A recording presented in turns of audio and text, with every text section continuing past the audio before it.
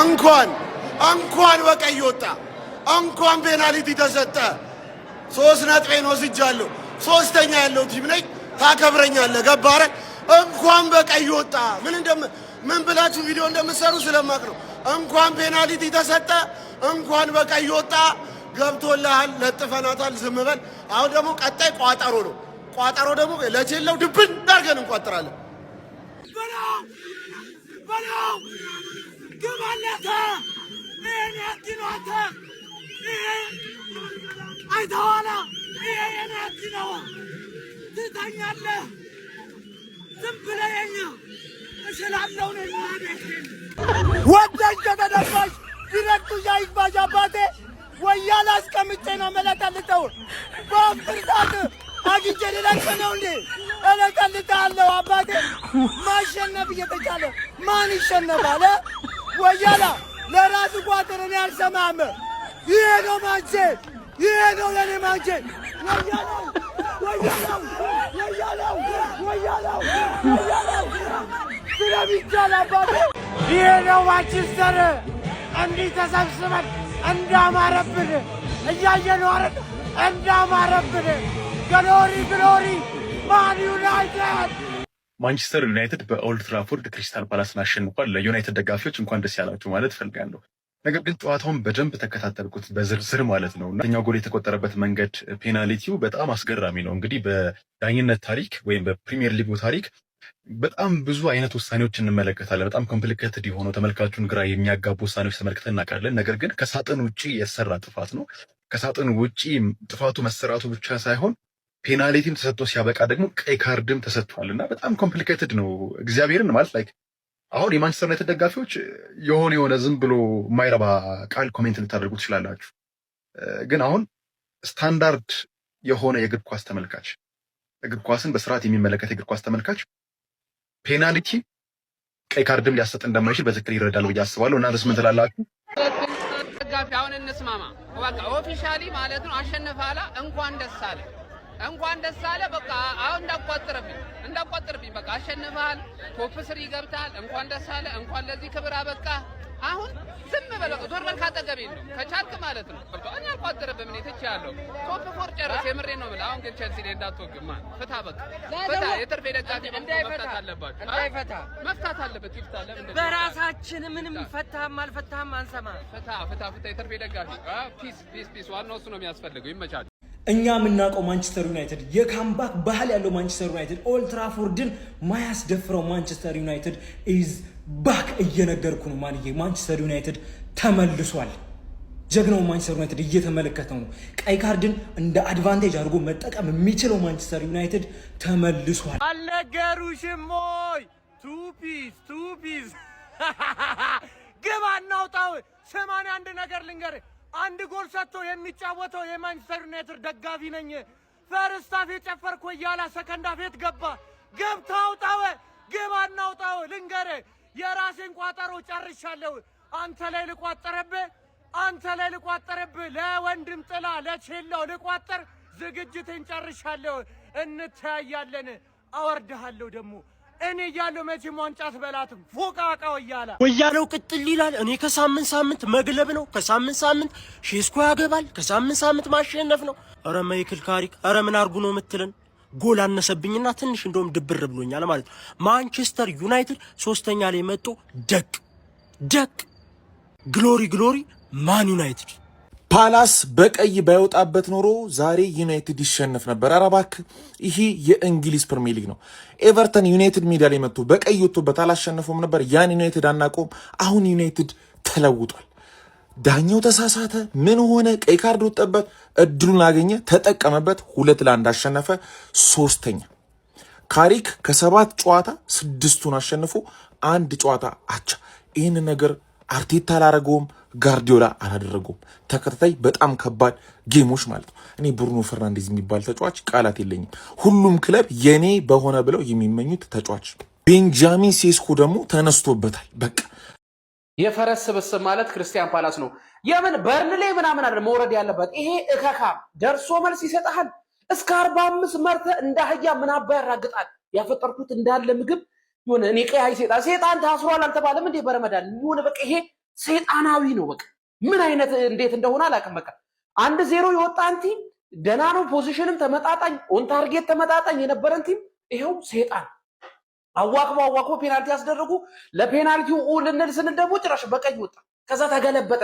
አትከላከልም እንዳለ በሽታ የመከላከል አቅምህን እንደሆነ ውሃ ይሁንና የበላሁት አፍጥር እንዳለ እኔ ጣዕሙን ነው ጨው ያለው ምግብ ያለ ጨው ነው እኔ የመሰለኝ ማለት ነው። ያው እንደዚህ አልቦኝ ተቃጥዬ፣ አረ ይሄ ክለብ እያመለጠን ነው፣ አረ ይሄ ክለብ ሄደ። ምን አባህን ያስተካከልኩ? ቆይ ምን አስተካክለን የመጣው በዚህ ዘንድሮ? እሺ አትቋጥሩብን እስኪ። አልነገሩሽም ወይ ቱፒስ አባቴ? እና እንዲህ ነው ማንቼ ማለት ነው። አረ ካሪቅ እግዚአብሔር ማያልቅ በረከት ይስጥህ። እኛን ደስተኛ እንዳረከን ሁሌም ደስተኛ ያርግ ካሪቅ። እግዚአብሔር ምስክሬ የደስታችን ምንጭ እንደሆንክ ደስታ አይጣ። እስቲ ሁላችሁም ኮመንት ላይ መርቁት በእግዚአብሔር። ወንዝ ዳር መቀደስ ሰይጣን ለመቀስቀስ ብለዋል። ሰይጣኑ ተነስቷል። 26 ከገባ ብቸኛው የማሸነፍ 100% ጉዞ ያለው ማንቸስተር ዩናይትድ ይባላል። ያራዳ ልጅ ገና ነው። የፕሪሚየር ሊግ ቡድን ነው። አሁን ብድግ ያለ ይመስላል። ከካሪክ ጋር ቀደም ብሎ ወደ ፕሪሚየር ሊጉ ጎራ ብለው ቢሆን ኖሮ ያራዳ ልጆች ምናልባት ማንቸስተር ዩናይትድ አሁን ከ3ኛም ወደ ላይ ከፍ ሊል የሚችልበት ፓርት በጣም ብዙ ነው ማለት ነው። አረ አዲስ አሰልጣኝ ስለሆነ ሞቲቬሽን እንዳትል ያራዳ ልጅ 7 ጨዋታ ያለምንም ነቅነቅ ነው። ወደፊት ብቻ እንጂ ወደ ኋላ አላቅም። አንድ ኮስታም ጋር ነው አቻ የወጡት ያራዳ ልጅ እንጂ ከዛ ውጪ ወደ ውጪ ነው። ዩናይትድ ከመጣ ደግሞ ወደ ኋላ የሚባል ነገር አቅም ያራዳ ልጅ። ስለ ሲቲ አውርተናል አይደል? ሲቲ ላይ ከሆነ ነው። ዩናይትድ ደግሞ ከመጣ 1 ዓመት አይደለም 2-3 እንዲህ ነው የሚጎርፈው ነው የምልህ። እና ምናልባት አይታወቅም።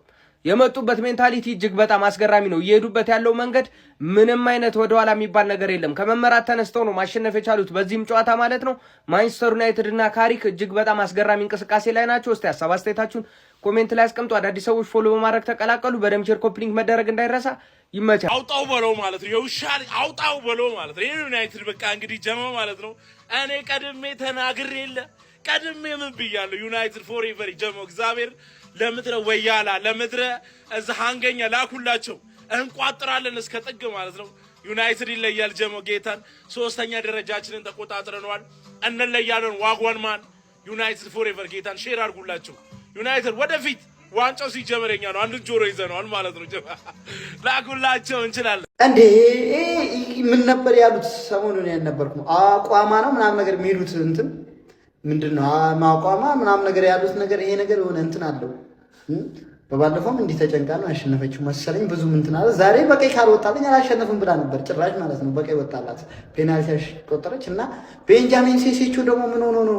ለማንኛውም ይመቻችሁ። ጾም ነው። ሐላል ቋጥሮ ነበር ቋጠርኩት። አሁንም ሐላል ነው ቁርአን የምንቋችሁ። ይመቻችሁ። ነው ዩናይትድ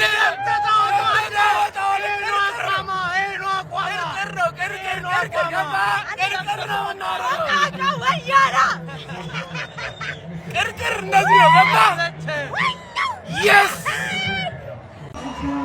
ማንቺ ማለት ነው። ይኸውላችሁ በግድ ሚዜ ካላረጋችሁ እያለ ሲሆን ምን አይነት ፐርፎርማንስ ነው የማንቸስተር ደጋፊ ብሩኖ ስላላችሁ ማለት ነው። ልትደሰቱ ነው የሚገባችሁ። ጠንከር ቢል ዩናይትድ ማለት ነው። ሲቲ ላይ ኧረ ጆሮን ያዛችሁት ጆሮን ያዛችሁት። ለማንኛውም አሁን ወደ አርስዬ በዚህ ፕሪሚየር ሊግ የትኛውንም አይነት ሚድፊልደር እያመጣ ከብሩኖ ፈርናንዴዝ ጋር እንዳታወዳደርብኝ። አለቀ በቃ። የሚድፊልደር ልክ የውሃ ልክ ብሩኖ ፈርናንዴዝ ነው። እንዴት ነው መቼ ነው ብሩኖዬ ተቻላለ? ምን አይነት ኳስ ነው ለሼሽኮ የጣለለት? ምን አይነት ኳስ እርከትን ያልኩት እርከት አጎረሰው ነው የሚባለው። አጎረሰው። ሼሽኮ ደግሞ ተጠቀማት። የሚገርም ስትራይከር እያስቆጠረ ነው። ባይዞ በደንብ እያስቆጠረ ነው ሼሽኮ። በጣም ደስ ያለኝ የምትገርም ደስ የምትል 3 ነጥብ ነው ያገኘነው። 3 ነጥብ ፈረስት ሃፍ ላይ ነግሬያችኋለሁ። ፔኔትሬት ማድረግ ነበረብን ብዬ ለካሪክ ነገርኩት። ፔኔትሬት ካላረግን ካሪክ ሰማና ሰርገን ካልገባን ምን ጥቅም ያ ነገር መፍጠር አለብን። በቃ ጀመረ ነገሩ። አሸነፍን ማለት ይሄ ነው ዩናይትድ ፋንስ 3ኛ መተናል። ሰማያዊ አልብሻለሁ። ግባ እናውጣው ይችላል ማንቼ። ለኛ 45 ደቂቃ በቂ ነው። የፈርጊ ልጅ ነኝ። ማይክል ካሪክም የፈርጊ ልጅ ነው።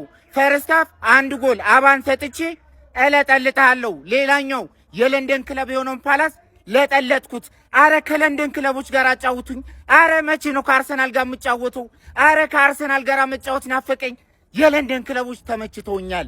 ብቸኛው በ2026 ያልተሸነፈው ወንዱ ክለብ የኔ ማንቸስተር ዩናይትድ ይባላል። ቋጠርክ ግን ለኔ 45 ደቂቃ በቂ ነው። ግሎሪ ማን ዩናይትድ።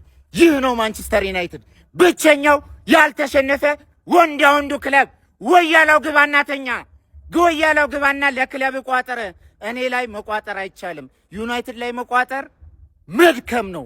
ይችላል። አህለን ወሳህለን ቶፕ ስሪ ሀቢቢ ዌልካም ቱ ቶፕ ስሪ። ክሪስታል ፓላስ ስጥት ጎዴ፣ አስቶን ቪላ ፍርጥ ጎዴ ይላል አባቴ። ቶፕ ስሪ ላይ መተን ፈልሰስ ብለን ተቀምጠናል። ይኸውልህ ሻምፒዮንስ ሊግ መጣን። በቃ ስርዓትሽን ነው የምናስይዙ ከዚህ በኋላ ማለት ነው። እኛ ፈርስት ሃፍ ይጫወቱ ሰከንድ ሃፍ ነው ወስደን ምን ሰጠው።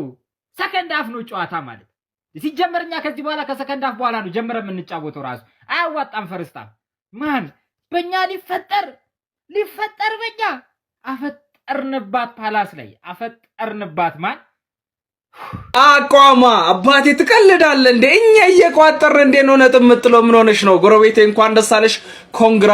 ለማንኛውም ካምባክ ተሰርቷል። ይሄ የሚቻለው በማንቸስተር ከተማ ክለብ ብቻ ነው። ለማንኛውም እንኳን ደስ አላችሁ ብለናል። ብሩኖ ፈርናንዴዝ ምን አይነት ተጫዋች ነው ግን! አረ ይችላል በእናታችሁ የምር። ይሄ ልህውዬ ግን የሆነ ነገር ይገባዋል የምር። እኔ በጣም ነው የሚያሳዝነኝ ማለት ዘባዩ ምናምን ይላል እንጂ ሰው ማለት ነው ብቃቱ የሆነ ነገር ይገባዋል።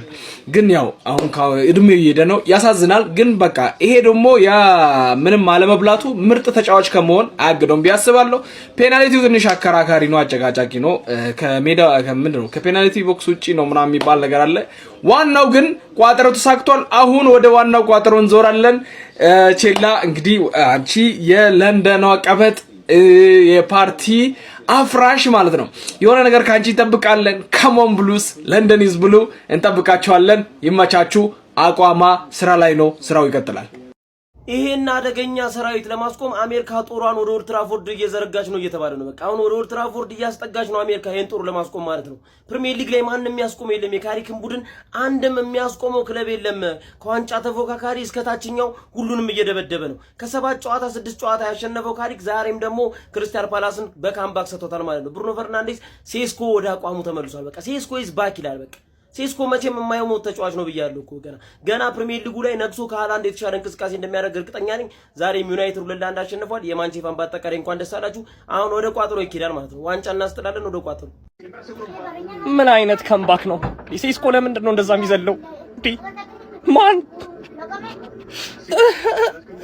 ይሄ ያስፈራል። ካምባኩም ያስፈራል፣ ዩናይትድም ያስፈራል። ጉዳዩ አይደለም ተመራ አልተመራ። ይሄ ነው ትክክለኛ ዩናይትድ ሜንታሊቲ። ይሄ ትክክለኛው ዩናይትድ ሜንታሊቲ ነው። መመራቱን ላይ ያሳስበው። ምን አይነት ካምባክ ነው አባቴ! ቶፎር በቃ ታውቋል። ያልታወቀው አምስተኛው ነው። 4ቱ ታውቋል፣ 5ኛው አልታወቀም። ጀማው ይሄ ቡድን ሳናስበው ወደ ሌላ ነገር እየተቀየረ ነው። የምሬን ነው የምላችሁ። እንዴ ምን ነክቶት ነው? እየረሳ እኮ ነው ሽንፈት ጀማው። ይሄ እኮ በጣም አሳሳቢ የሆነ ነገር እኮ ነው። ለምንድን ነው ዝም የሚባለው እንዴ? የሆነ አካል ለምን የሆነ ነገር አያደርግም? ተገቢ ነው ወይ የሄደበት ያለው አካሄድ? እንዴ ላየው እኮ የዋንጫው ቡድን የሚመስለው እኮ እሱ እኮ ነውና አረ በርግዶላታል። እንጂ ቡድን ምንድን ነው የሚሻለው ጀማው? በፖሊስና ሲዛት እንዴ ወይ ካልሆነ የምሬን ነው የምላችሁ። ማለት በቃ ከቀን ወደ ቀን እያየሁት ማለት ነው። በቃ ጨዋታዎችን እያሸነፈ የሚሄድበት መንገድ በጣም እያስገረመኝ ነው። ማን አረ የሆነ አካል አይዲ ላይ ይገባል። ገብቷላ። በቃ የሆነ አካል ቀጣይ ማን ነው የሆነ ቡድን ሃይ በለው። ካልሆነ ከባድ ነው የሚሆነው። ማንዬ ከባድ ነው የሚሆነው። የቡድን አገሳገሱ በቃ ቶፕ 4 እንደምጨርስ በቃ አሁን ኮንፈርም አድርጋር። የምሬን ነው የምልህ። በቃ ደግሞ ልጆችህን በጥሩ ሰዓት ነቃ ድንገጥ ብሏል። አዎ ሴስኮም ደግሞ እያገባል ነው። ማን አዎ ቀጨኔው በቃ አሁን አሪፍ እየሆነች ነው። ገብቷላ። ማሸነፊያና ወሳኝ ጎሎችን እያገባ ይገኛል። ለማንኛውም እንኳን ደስ አላችሁ። ካሪክ በጣም ትልቅ ስራ እየሰራ ነው። ክሬዲት ይገባዋል። ማን ይገባዋል ክሬዲት። ጎበዝ ነው።